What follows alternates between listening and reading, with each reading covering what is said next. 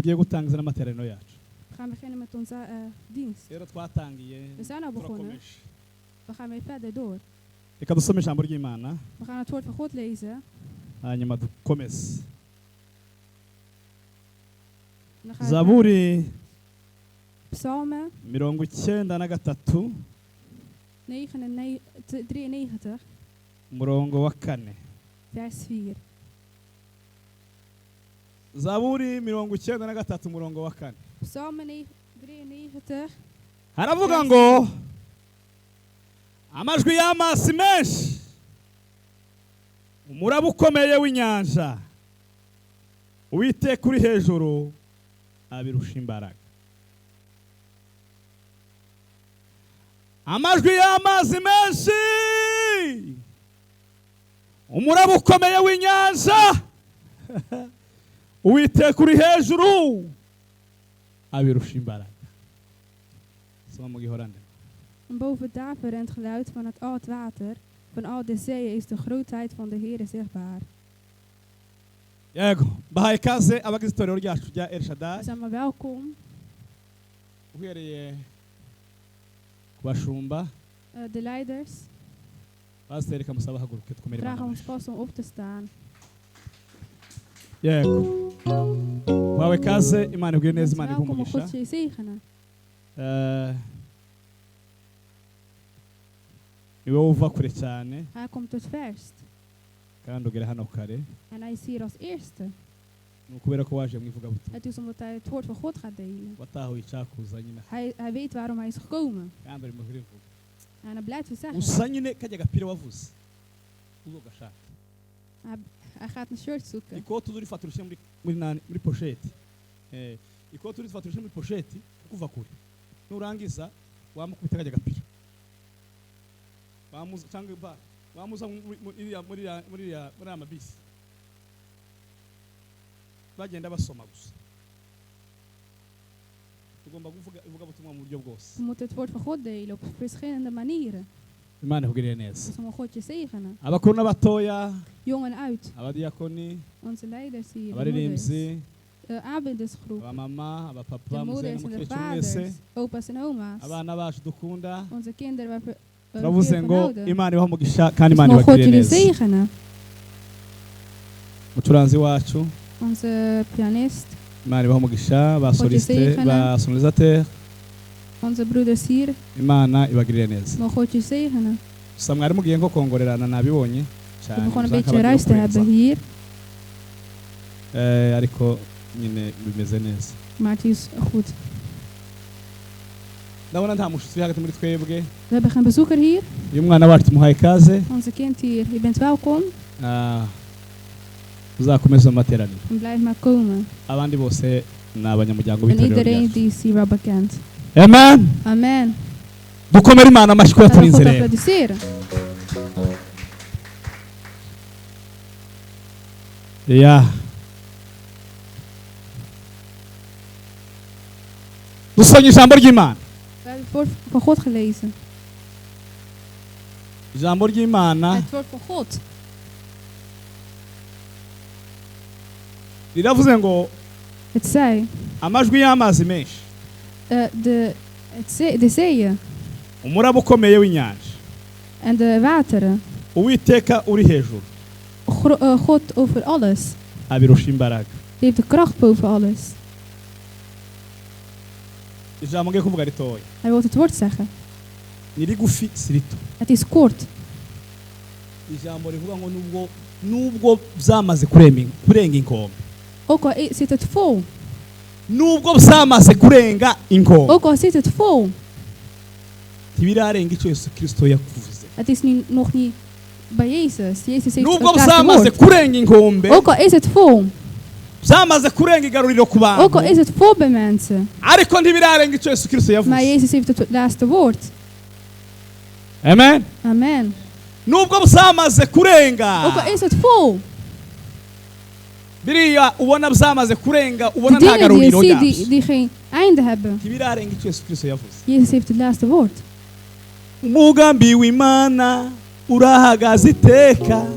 Ubami ntawe ushobora kwitangira umugambi uragaza iteka kugira ngo usohore umura witinya yewe mwene data. Nubwo uzamaze kurenga inkombe mu majwi y'abantu, nubwo uzamaze kurenga inkombe muri wewe, ariko ntibirarenga inkombe kuko Imana yavuze. Abantu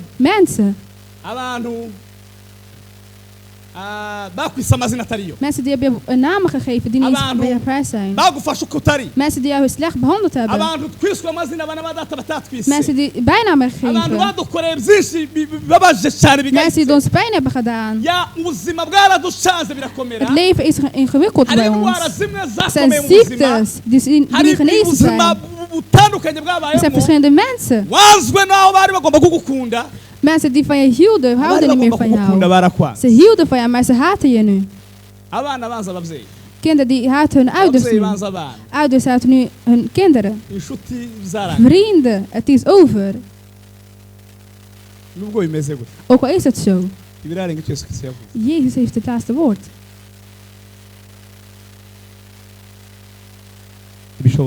Het is onmogelijk. Jezus heeft het laatste woord. Nubwo bikomeye. Ook al is het lastig. Waraba imbere n'inyuma ntubona inzira. Voor en achter, je hebt geen weg. Waraba iburyo ibumoso ntubona inzira. Je kijkt links en rechts, je ziet geen weg. Ari inkoni twahawe. Maar we hebben een stok gekregen. Inkoni ya Mose turayifite ubunye. Een stok van Mozes. Inkoni ya Mose turayifite. Een stok van Mozes. Ni ijambo ry'Imana. Het is het woord van God. Iryo darisha mu nyanja. Het is wat de zee is split in tweeën. Doe maar icyubahiro cyane. Dat de God. Halleluja. Amen. Nubwo imigera ari myinshi watewe imigera myinshi. Ook al zijn er strijden. Doe maar icyubahiro cyane. Dat God. Halleluja. Amen. Nubwo imigera yoba myinshi gute mu buzima. Ook al heb je veel strijd in je leven.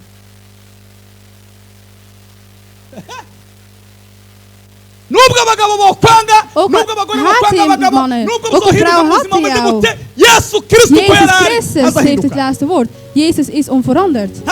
Hij verandert niet. Bisangia sa, darari della parime vai, revos vaya. Mana we, ugira neza data. Want u bent goed. Nimba ufite icyo wavuganye n'Imana. Als je iets hebt met God. Ariko ugahura n'ubuzima buremereye bukomeye. Maar het leven maakt je lastig. Amazi ukabona amazi yararenze. Water stroomt. Ariko ukabona ukibasha guhumeka. Maar je kan nog ademen. Uracyari umukandinda mwiza. Je kan nog ademen. Wokugirwa neza n'Imana. Dat je God goedheid kan zien. Als je iets gezegd hebt. Je hoort God. Als je iets hoort. God liegt niet. Icyambere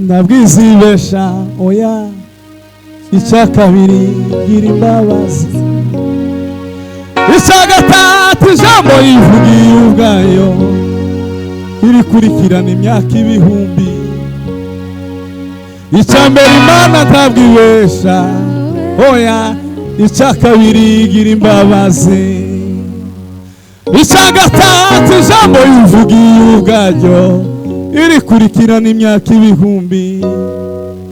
Nimba ari icyo Imana yavuganye nawe ushira impumu kuko ibanga ryayo kubaha, kuko manda yayo ntishobora kurangira, nubaha wisoze tabirangije.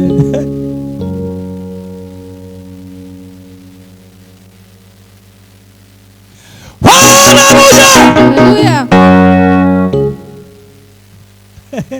Mureke mbabwire. Hij wil iets zeggen. Als je lang leeft, betekent dat je sterk bent. Dat je langer leeft. Dat je sterk bent. Het is het woord dat je gezegd hebt. Het is de belofte. Het is de belofte die je hebt gemaakt met God. Die belofte. Wat voor jou is. Die kan geen belofte verbreken. Belofte. Ook heb je belofte gekregen. Weet dat je strijd hebt. Als je belofte hebt gekregen van God, weet dat je de strijd aan kan. Er zijn mensen die zeggen dat ik sinds dat ik God ken heb strijd gekregen. Het is een belofte van God. Als je een belofte hebt met God, dan heb je elke keer de strijd. Dus je ziet mensen die strijd hebben. Ze hebben een vrede, rust in hun hart, maar het is niet zo. Ze hebben geen leven. Maar iemand die een belofte heeft met God, die sterft niet met de belofte. Nee, het is onmogelijk. Het is onmogelijk. Ook al als je een belofte hebt met God, die reist, die blijft. Je kan ongelukken hebben, maar je blijft levend. Ja. Vanwege de belofte die je gemaakt hebt met God. En als je belofte hebt gemaakt met God. Weet Penina. Anna. Anna. Anna. Anna. Die had een belofte van God dat ze samen zou krijgen. Jaren voorbij. En de belofte die kwam niet uit. Totdat Penina kwam. Penina die kwam klagen. Die begon Anna te pesten. Penina die kreeg een kind. Maar Anna had een belofte van God. Luister goed. Ook al stroomt het water, God heeft het laatste woord op je leven. Op een ochtend. Anna.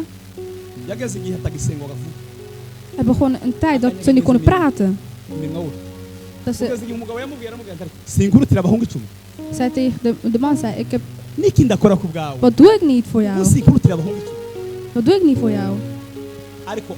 Maar Anna, die had de belofte van God dat ze samen zou krijgen. En ze zei één woord. En zei als wat ik doe, zal ik het offeren. Zal ik het offeren. Mensen willen geen offer geven. Maar hij zei, mensen die met geschiedenis die hun kinderen hebben geofferd. Omdat ze de liefde van God hebben begrepen. Er zijn mensen die kinderen hebben geofferd. En zijn aan het offer gebracht. En ze bracht het kind aan het offer. Maar wij brengen het geld. En we zeggen, we gaan naast Anna zetten. Het is moeilijk, het is lastig. Het is lastig. Halleluja. Maar op een dag. Op een dag. Anna kreeg maar ze wist niet dat de zwanger was. De belofte kwam uit. Mensen stil zijn en maakt een weg. De stemmen die je hoort. En de voetstappen die je hoort. Die veel wordt. Het brengt de belofte in je leven. Anna. Op een dag begon ze te spugen. En Penina zei, spuug ze. Ze is ziek. Ze is ziek, ze gaat bijna overleden. Want ze was heel uit. Ze was heel uit. Ze boog. En op een dag was aan het lopen en werd zwanger. En begon te spugen. En begon te spugen. En begon het over te geven. Weer over te geven. Ze zei, Anna die gaat dood. Ze is ziek, ze gaat overgeven. En ze werd zwanger voor 5 maanden. Hoe de buik groeide, is hoe Anna steeds steviger werd. En Penina,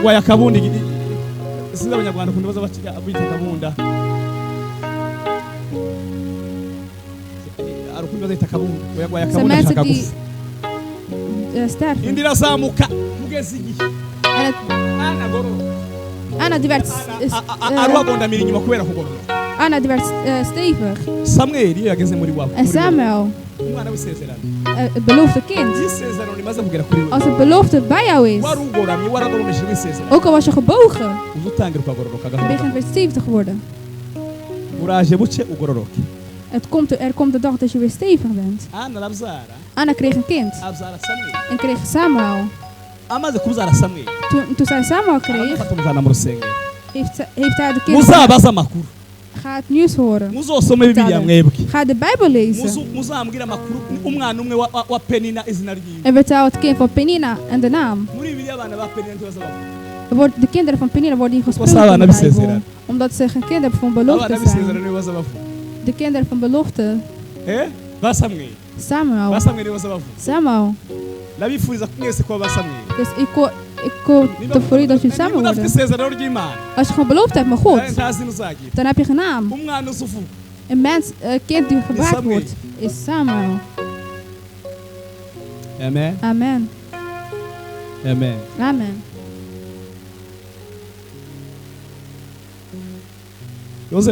Jozef. Die strijd hij werd wakker en zei tegen zijn vader, ik heb een droom gekregen. Ik zag 12 sterren voor mij. En het begon te vallen. Dus wil je zeggen dat je onze leider wordt? Hij was het laatste kind. Dus hij wil zeggen, en luister even goed. Respecteer mensen. Verwaardeloze mensen. Mens die geschapen is door God. Als je diegene ziet, heb respect. Verwaardeloos de mensen niet. Die mens. Je hebt hem niet geschapen. Een mens. Een mens is sterk. Dat mens. Dat is Jozef. Die je verwaardeloost. Als je wist wie een koning was, die nog arm was, je zou bevriend willen raken met diegene. Als je wist dat Paedra een koningin wordt van Congo, jullie begonnen haar te tillen. Bukuru zou met haar willen trouwen dan. Maar God verborgen heeft, is niet weten wat diegene gaat worden. Dus je moet diegene niet verwaardelozen voor God. Hebben jullie dat gehoord? De tweede. De strijd die Jozef heeft gehad. Het is niet van ver gekomen. Het is van zijn vrienden gekomen. God heeft hem gebruikt. Zodat hij zijn belofte kan krijgen. Als je ziet dat mensen je verwaardelozen. Dus ga eerst in jezelf. En weet dat je niks hebt. En als je wist dat je hart God is. En dat je ziet dat je strijd hebt gehad. Zeg, duw mij. Zodat ik mijn belofte kan bereiken. De belofte komt waar als je de strijd hebt gehad, als je problemen hebt gehad. Een belofte is een belofte. Dus ga niet zonnen. Je wordt niet koud. Je krijgt niet zweet. Je leven wordt niet koud. Ook als stroomt het water. Het is nog niet voorbij. Waar je voor bidt. Waar je nog het is omdat God dat niet kan. Maar hij wil het antwoord in één keer geven. Maar ook al lukt het niet, weet dat God je nog meer gaat geven. Ga bidden en dankzegging brengen. Bid en breng dankzeggingen. Soms denk je dat je iemand hebt verloren, maar God heeft je beschermd.